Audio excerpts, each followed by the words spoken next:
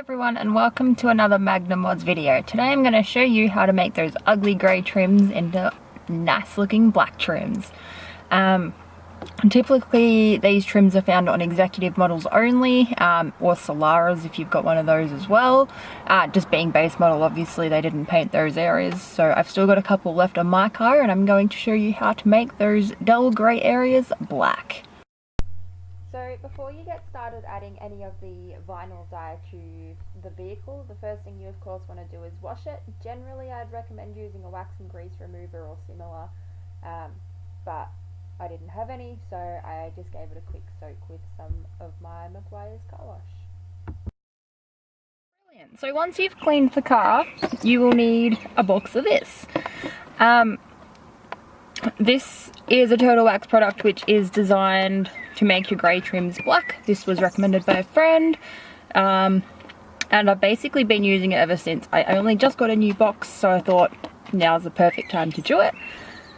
I would say that the application would probably last 6 to 12 months depending on, what chemicals and whatnot you use. Mine's only just started to come back off, as I will show you shortly, and you can see how gross it looks underneath. So this is not a paint, this is more of like a vinyl dye of sorts, but you'll see all about that shortly. So of course generally with this kind of stuff you would normally want to prep with a wax and grease remover, for example, just as if you would paint. You could sand as well, that is an option. I've never done that to mine and it's always adhered really nicely.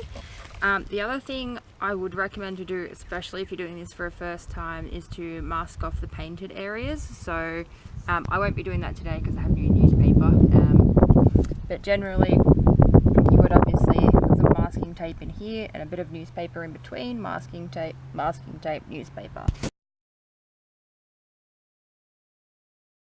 That just protects the paint a little bit. So in the little Turtle Wax box you get the actual product. So this is like a dye, it's a really thin consistency. It actually freaked me out a little bit the first time I used it. So as you can see, it's not thick, it's not gluggy, it is super duper thin. You also get a sponge, which I would recommend cutting in half. I cut my last one in half, it made the application a lot easier. For today I won't be because it's about to rain, so you don't want to do that in this weather obviously. You want to do it when it's going to dry nice and easily and not get wet because it can run. So for today's application I'm just going to do it with the big sponge and just do one area so I can show you guys what to do. As you can see here, the Karcher decided that it wanted the dye more than I did, and has taken some off, so today we will fix that. So as I said before, it is much easier to use the corner of the sponge. You can get a lot more of a precise sort of area, especially at the corners. It's up to you whether you sort of dab the dye in or go in one long clean sweep. I tend to dab it in only because I need to do touch-ups more than anything. If you don't need to do a touch-up and you're doing it as a first time sort of thing, I would definitely just go in a long clean sweep. The application regardless generally is really even rather. It is super duper easy to do. It's pretty quick. You do generally have to go over it a few times just to get a really nice deep black, but once you've gone over it a few times you definitely see an improvement on the grey, and you do see it getting darker and darker with each layer as you go over it.